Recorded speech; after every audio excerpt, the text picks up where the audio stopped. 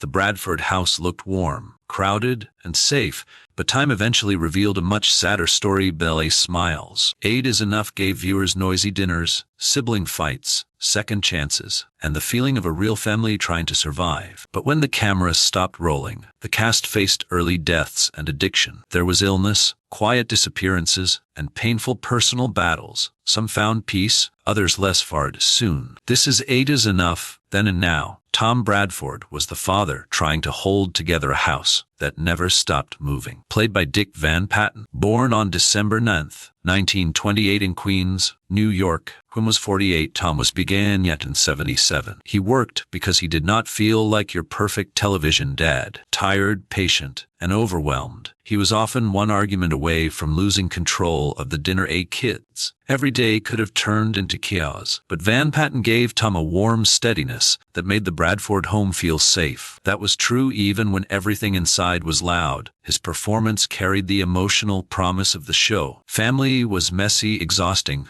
and sometimes painful, but still worth fighting for. Before the hit show, Van Patten had been acting since childhood, building a long career across stage, film, and television. After the series, he remained a familiar face on The Love Boat, Spaceballs, and other projects. He also became known for his animal welfare and pet-related charity work. Van Patten passed away in 2015 at 86 from diabetes complications. Tom Bradford remained because Dick Love Patten made fatherhood feel imperfect, forgiving, and quietly heroic. John Bradford's time on the show was brief, but her absence changed its entire soul. Played by Diana Hyland, born on January 25, 1936 in Cleveland Heights, Jo was 41 when the series began in 1977. Her presence brought a gentle intelligence to the busy Bradford home. She had the kind of motherly calm that could soften a crowded room before the noise took over. Jo gave the family its first real emotional balance. She was never loud or showy, but she felt deeply necessary. As the quiet center, Tom and the kids moved around her. Then tragedy struck almost immediately. Hyland was battling breast cancer during that period and passed away on March 27,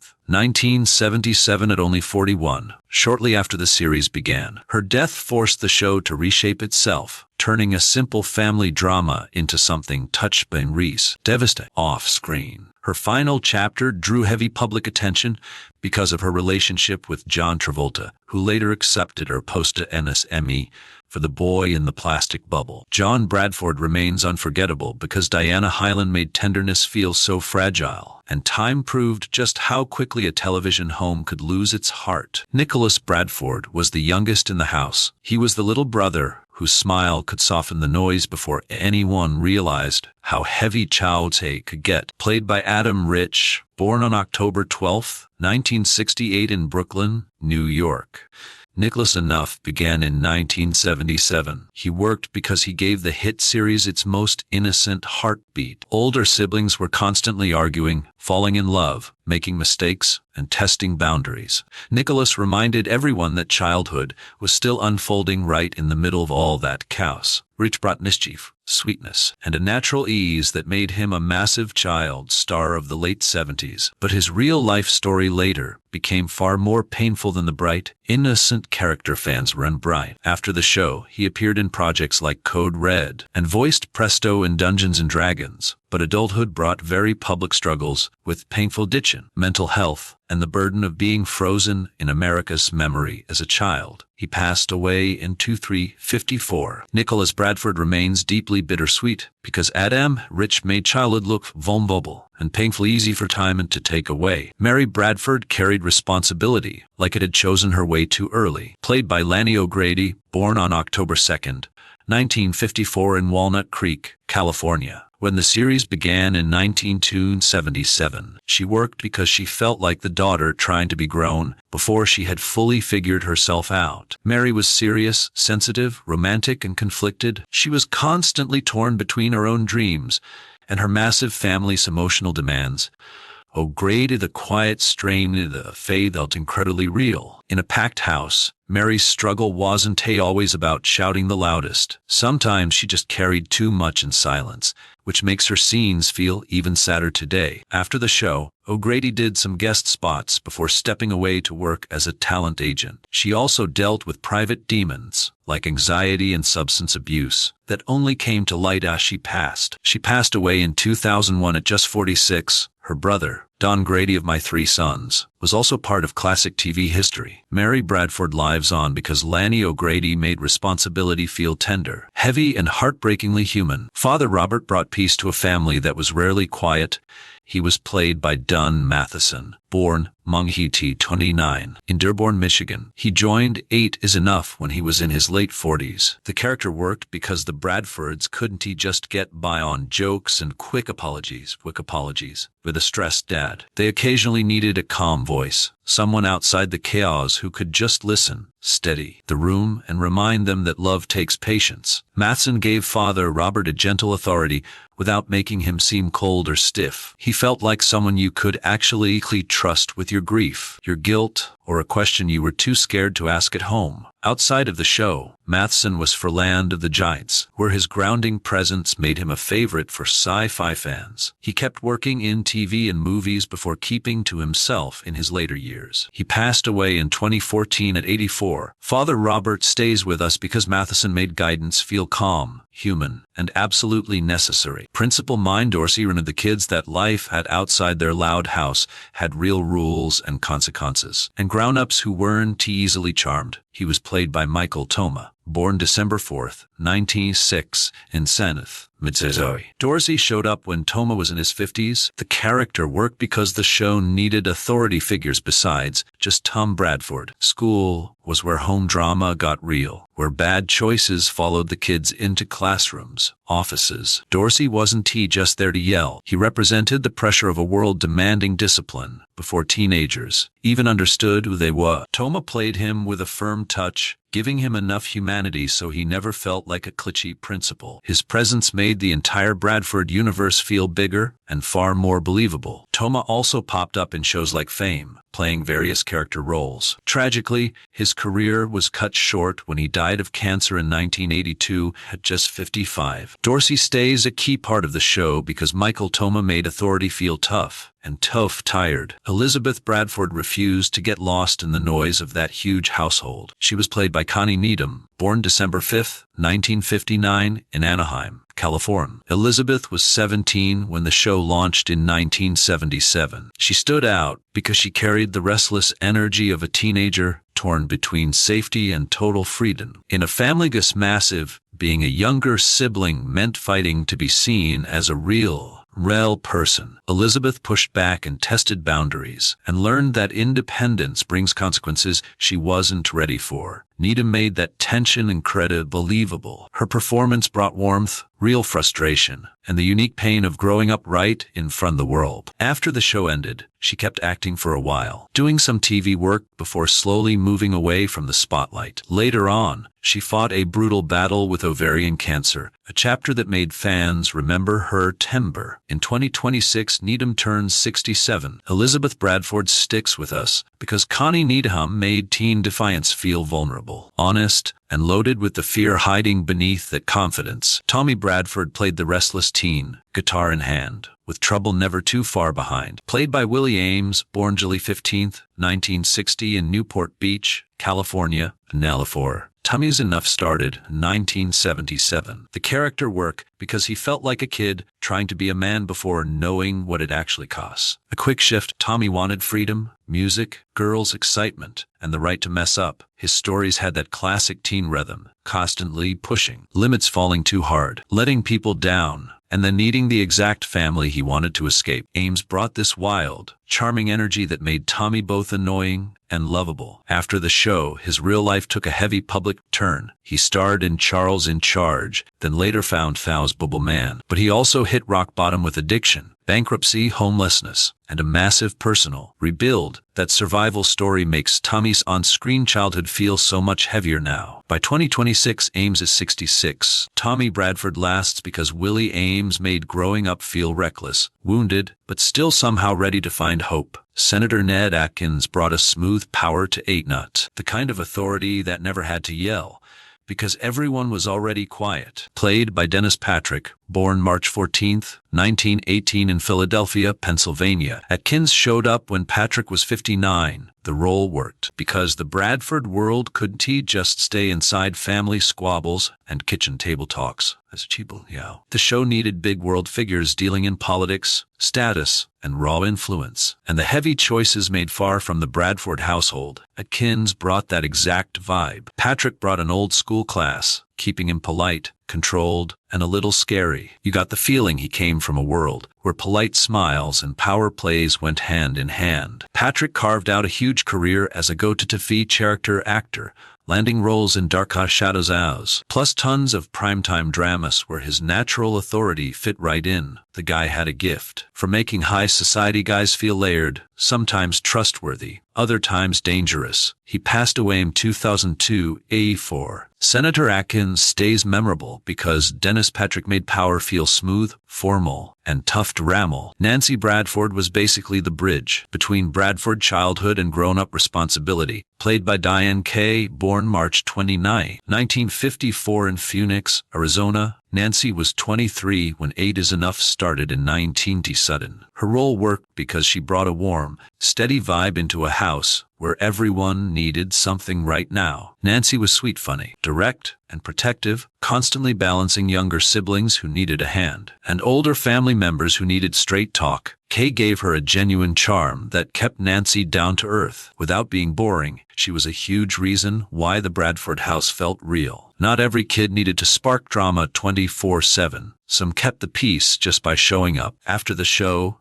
Kay showed up in Steven Spielberg's 1941 and did TV guest spots, but she slowly backed away from the Hollywood grind, choosing a quieter life out of the spot. Gave Joe real dignity. In 2026, she turned 72. Nancy Bradford lasts because Diane Kay made playing it safe feel young, kind, and absolutely necessary to a family that always one step away from pure chaos. David Bradford had that heavy weight of being the big brother expected to have it all figure out too soon. Played by Grant Godev, born July 6, 1952 in Middlebury, Connecticut. David was 24 when 8 is Enough kicked off in 1977. It worked. He anchored the Bradford kids from the top down. David was handsome, dependable, sincere, and basically treated like a second adult in the house. But Godev never made it look easy. Behind the calm was a young guy trying to build his own life while getting dragged back into family duty. That pressure gave David real emotional weight. He was the son who loved his siblings, respected Tom, but still needed space to become himself. After the show, Godev kept working in AV, hosting, doing voice work and creative gigs. He hosted Northwest Backroads, voiced video games, and stayed connected with fans at unions and nostalgic events. In 2026, he turns 74. David remains beloved because Grant Godev made response feel attracted and quietly exhausting. The kind of strength that shows up when staying is harder than walking away. Joni Bradford was a quieter presence in the house, and Laurie Walters made that soft spot really matter. Born on January 8, 1947 in San Francisco, Walters was 30 when 8 is Enough started in 1977. Joni clicked because not every kid in a huge family fights for attention the same way. Some struggle with small hurts, first loves, or jealousy, and the quiet fear of being overlooked. Walters played those moments with natural ease. She made Joni feel less like a sitcom character and more like a real person. Her maturity and screen presence gave her a quiet rhythm, slightly removed from the chaos, but still deeply bound to the family. After the show, Walters slowly stepped away from mainstream Hollywood and into a quieter, more intentional life, focusing on environmental causes far from the spotlight. That gives her then and now story a quiet dignity, free from scandal or drama. In 2026, she turned 79. Joni endures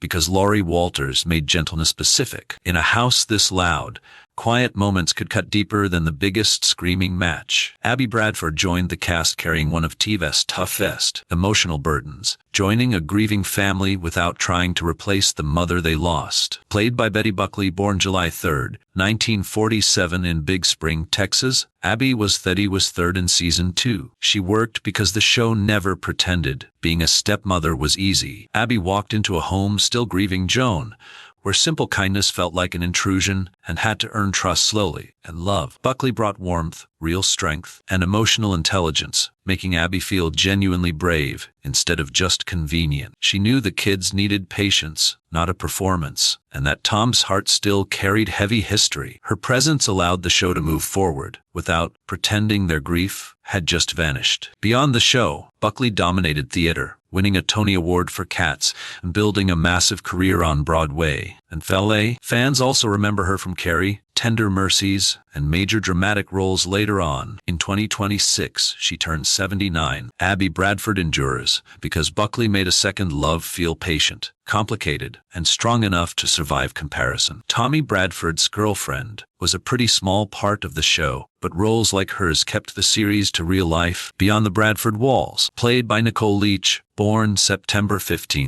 1970, she brought to life a world its awkward choices and grown pains. Her character worked because Tommy's story was never just about music or teenage rebellion. It was about relationships too, how teenagers test things like confidence, jealousy, loyalty, and identity with people they fall way too fast. Around Tommy, a girlfriend became a mirror for his entire world. He was still trying to figure it out, how to be charming without being reckless, independent with being selfish, and mature without faking it. Leach just brought that raw, familiar teenage vibe to the screen. She was part of a generation of young actors who did their time on TV but did not really chase lifelong stardom. Her later years turned out much quieter than those early roles would suggest, giving her character a really soft, reflective quality today. In 2026, she turns 56. Her character sticks with us because those early romances did not just stop at the family dinner table. Janet MacArthur. Janet stepped right into the Bradford family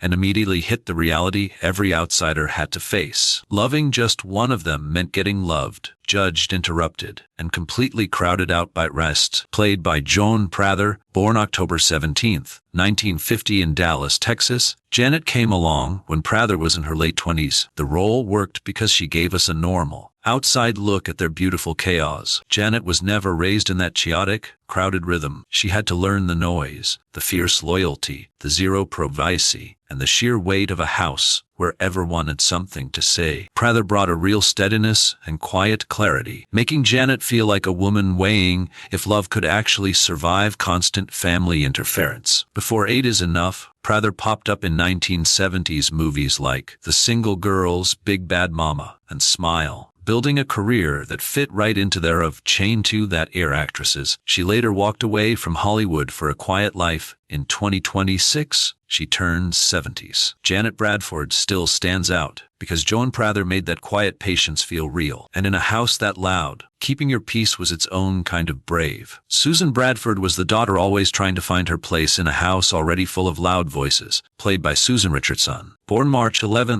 1952, in Coatesville, Pennsylvania, Susan was 25 when 8 is Enough started back in 1977. She clicked because she nailed that quiet, etching pain of big families. Even surrounded by love, you can still feel invisible. Susan's story was all about self-doubt, messy romance, jealousy, and that desperate hunger for attention she did not know how to ask for. Richardson brought a gentle sincerity to the role, making Susan feel like a real neighbor next door. She was never the loudest sister, but she made that crowded house feel emotionally heavy and real. When the show ended, Richardson vanished from the Hollywood spotlight, falling into a tough, private life far different. Expected. She ran into bad health and money trouble, opening up later about how brutal life after fame could get, while still finding time for creative illustration. In 2026, she turned 74. Susan Bradford sticks around because Richardson made ordinary self-doubt feel incredibly raw, tender. Cue the music. That old Bradford home was once packed with screaming, laughter, heavy footsteps, and the messy chaos of people fitting to stay close. But time changes everything. Some of the cast found fresh starts. Some walked completely away. Others hit hard times, disease, addiction, heartbreak, and final goodbyes, leaving the classic show feeling incredibly fragile. Yet every single time, 8 is enough runs. That famous house feels packed again. Which of their stories stayed with you the most? Tell us below, hit like, subscribe, and stay tuned for more from Hollywood 1960s.